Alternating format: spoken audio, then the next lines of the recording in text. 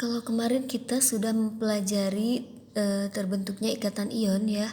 Nah, ikatan ion itu terjadi karena adanya serah terima elektron. Jadi di mana satu atom melepas elektron, melepas itu menjadi ion positif, dan atom lainnya itu menerima elektron. Ini menerima elektron menjadi ion negatif.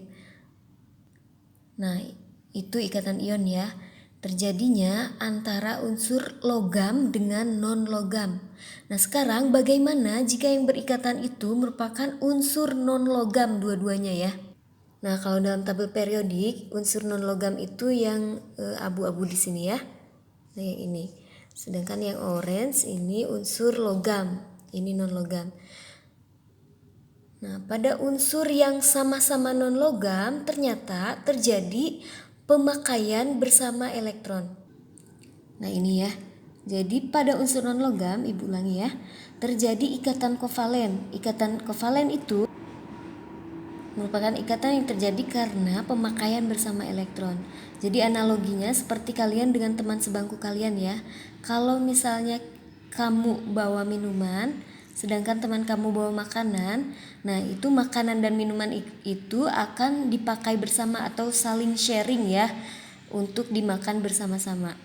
Nah, begitu juga elektron.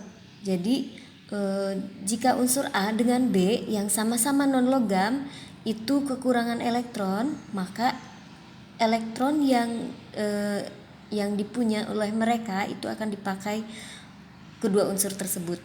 Nah, ikatan kovalen ini dapat digambarkan dengan struktur Lewis. Jadi sebelum ke ikatan kovalen, kita akan menggambarkan dulu yang namanya struktur Lewis ya. Nah, struktur Lewis itu menggambarkan titik sebagai elektron valensi di keempat sisi lambang unsur, yaitu sisi kanan, kiri, atas, bawah ya. Kita contohkan unsur H ya. H itu nomornya 1. Nah, jadi lambang Lewisnya kita tulis H lalu titik 1. Boleh di kanan, boleh di kiri, boleh di atas, boleh di bawah ya. Yang penting titiknya 1 valensinya. Lalu unsur C itu nomornya 6. Nah, konfigurasinya kan 2, 4. Berarti valensinya 4 ya.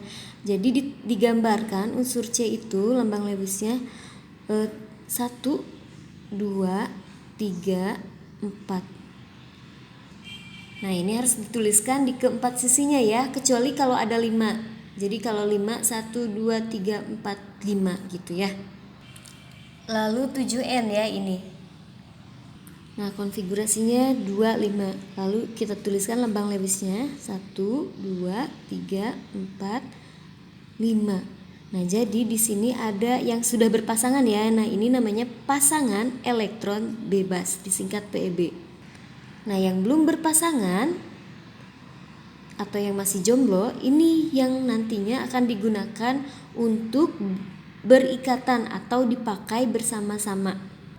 Jadi kalau menuliskan lambang Lewis, lihat saja golongannya ya.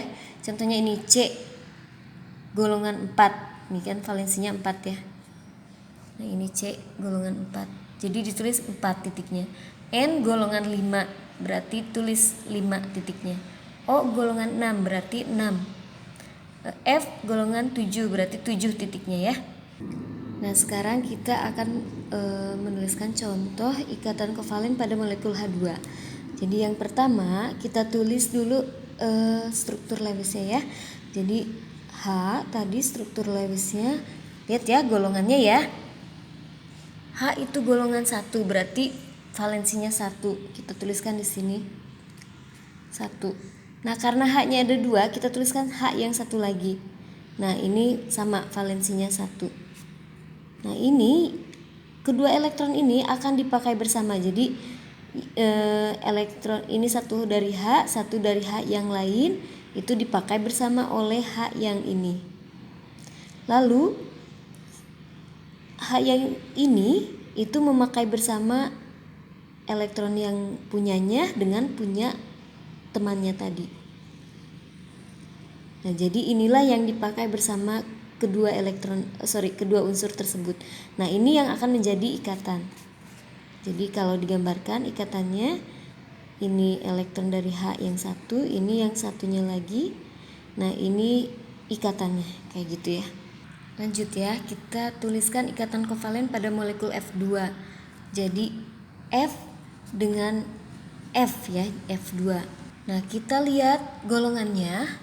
F itu golongan 7A. Jadi kita tuliskan di masing-masing unsurnya itu 7 elektron valensi.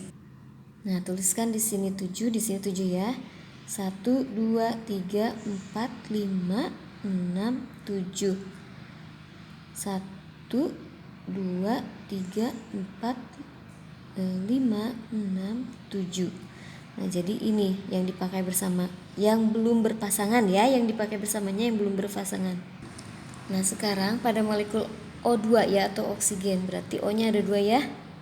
Nah, oksigen itu golongan 6 ya. Nah, ini dia golongan 6A. Jadi kita tuliskan valensinya 6. Kita tulis oksigen yang ini 1 2 3 4 5 6. Yang ini 1 2 3 4 5 6. Nah, berarti ada 2 yang belum berpasangan, ini dipasangkan. Nah, kalau dirapihkan berarti seperti ini ya. Ini 2 dari O yang ini, 2 dari O yang ini.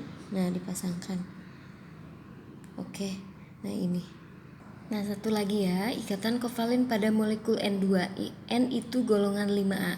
Jadi kita tuliskan 5 ya. 1 2 3 4 5. Yang satu lagi kita bedakan ya elektronnya biar kelihatan bedanya. 1 2 3 4 5. Jadi kalau N yang ini elektronnya bulat, kalau N yang ini kali ya. Nah, ada 3 yang masih jomblo ya, yang belum berpasangan. Nah, ini dipasangkan. Yang jomblo dengan yang jomblo, ini juga sama, ini juga sama. Tapi yang sudah berpasangan jangan ya. Nah, jadi ini kalau dirapihkan dideketin aja ya. Nah, ini yang 3 kali 3X itu dideketin, yang bulat juga dideketin biar gampang menghubungkannya. Nah, ini oke. Nah, dari contoh yang telah Ibu paparkan tadi itu terlihat ya bahwa ikatan kovalen itu ada 3 jenis.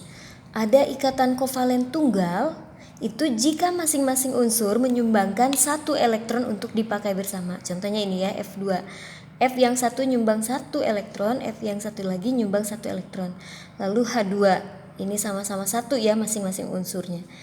Nah, ada ikatan kovalen rangkap 2 jika masing-masing unsur menyumbangkan 2 elektron. Seperti ini O ya, O2 ini menyumbang 2 elektron, O yang ini juga menyumbang 2 elektron.